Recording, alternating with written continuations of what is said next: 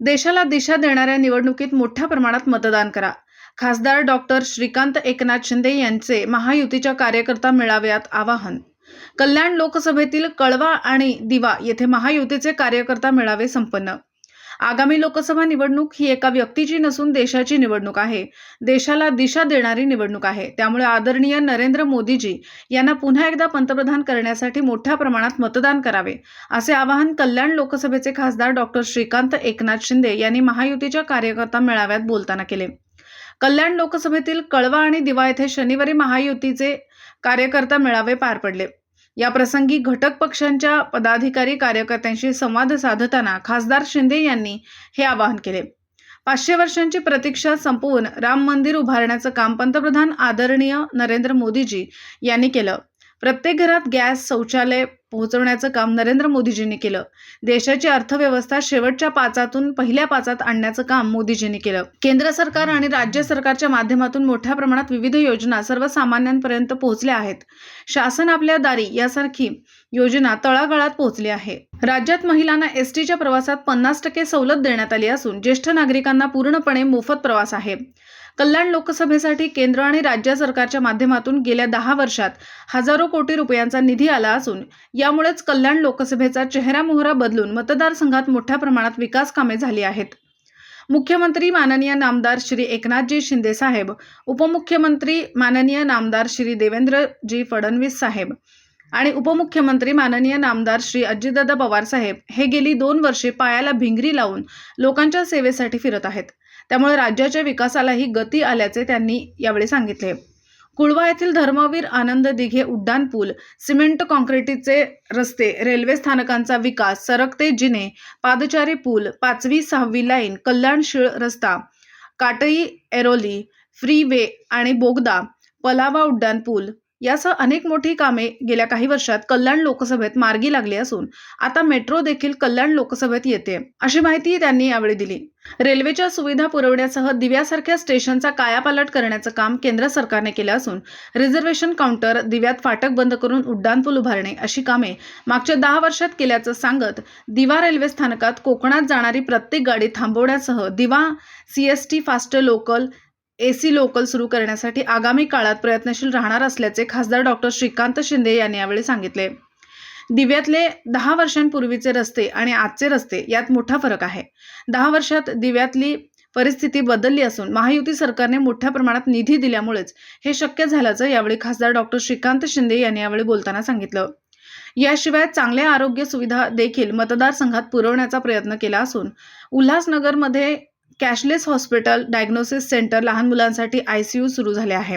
तर डोंबिवलीत cancer hospital आणि सुतिकागृह यांचे काम सुरू आहे, असे खासदार शिंदे म्हणाले. ही सगळी कामे आता जास्तीत जास्त लोकांपर्यंत पोहोचवावीत आणि आदरणीय नरेंद्रजी मोदी यांना पुन्हा एकदा पंतप्रधान करण्यासाठी जास्तीत जास्त मतदान होऊन मतदानाची टक्केवारी कशी वाढेल यासाठी आपण सर्वांनी मिळून प्रयत्न करण्याचे आवाहन खासदार डॉक्टर श्रीकांत शिंदे यांनी यावेळी केले.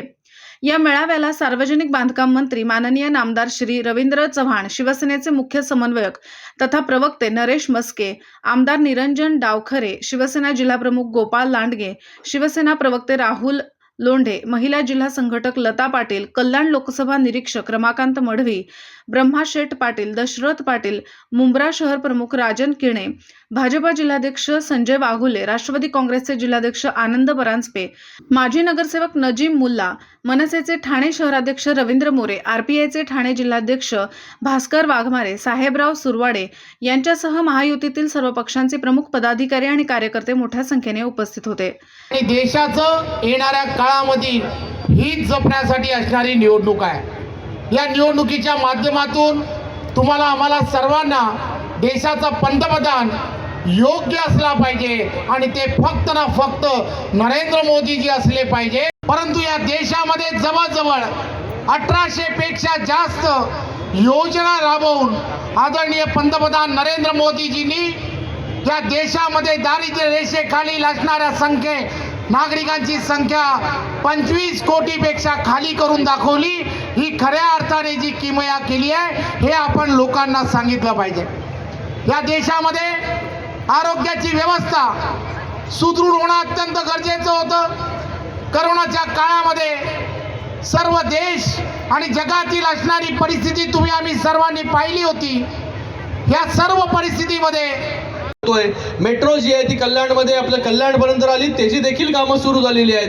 तर मला प्रत्येक कार्यकर्त्याला आणि पदाधिकाऱ्याला सांगायचं आहे की आजपासून आपण सगळ्या कार्यकर्त्यांनी, सगळ्या पक्षाच्या कार्यकर्त्यांनी एकत्र येऊन जे आहे प्रचाराला सुरुवात केली पाहिजे. प्रचाराला प्रत्येक घरोघरीपर्यंत पोहोचलं पाहिजे. कालच आम्ही बैठक घेतली परांजपे साहेब, त्याच्यामध्ये जे आहे हे प्रत्येक पक्षाचे वॉर्ड निहाय, कॉर्पोरेशनचे जे वॉर्ड असतात त्या निहाय 5 लोक आपल्याला नेमायची आहेत. 2 जे आहेत हे 2 मूळ शिवसेनेमधले म्हणजे पक्षामधले, 2 महिला आघाडीमधले आणि 1 युवा सेना.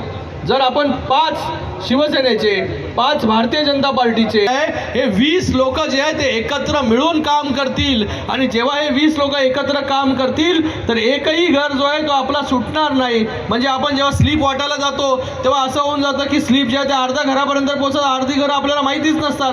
पण जेव्हा आपण असं प्रत्येकाने जे आहे हे वॉर्ड निहाय बाबा जाहीर सभा कुठे, छोटी चौक सभा कुठे घ्यायची आहे, कशा प्रकारे प्रचार करायचा आहे, कशा प्रकारे आपल्याला 2019 मध्ये 46% झालं आणि आता आपलं टार्गेट असलं पाहिजे 55 ते 60% मतदान जे आहे या मतदारसंघामध्ये जे आहे कल्याण लोकसभेमध्ये कसं होईल याच्यासाठी आपण काम केलं पाहिजे. जेवढं जास्त मतदान होईल तेवढा जास्त लीड जो आहे तो या महायुतीच्या उमेदवार जे आहे आणि कल्याण लोकसभेची सीट जी आहे ही मोठ्या मताधिक्याने या ठिकाणी निवडून येईल. तर आपल्या सगळ्यांना मला असेल मोदीजींनी केलेलं कामं असतील, सरकारने केलेली कामं आहेत ही पोचवायची आहेत. प्रत्येक घरामध्ये कोण राहतो, कोण शिफ्ट झालं, कोण गावी जाणार आहे. आणि ही कल्याण लोकसभेची सीट जी आहे ही टॉप 5 मध्ये आल्याशिवाय राहणार नाही. एवढंच या ठिकाणी मी सांगतो. पुन्हा एकदा आपल्या सगळ्यांचं खूप खूप धन्यवाद व्यक्त करतो की आपण सगळे लोक मोठ्या संख्येमध्ये उपस्थित राहिलात आणि पुन्हा आपण सगळ्यांनी मिळून एकत्रित प्रचाराला सुरुवात करा.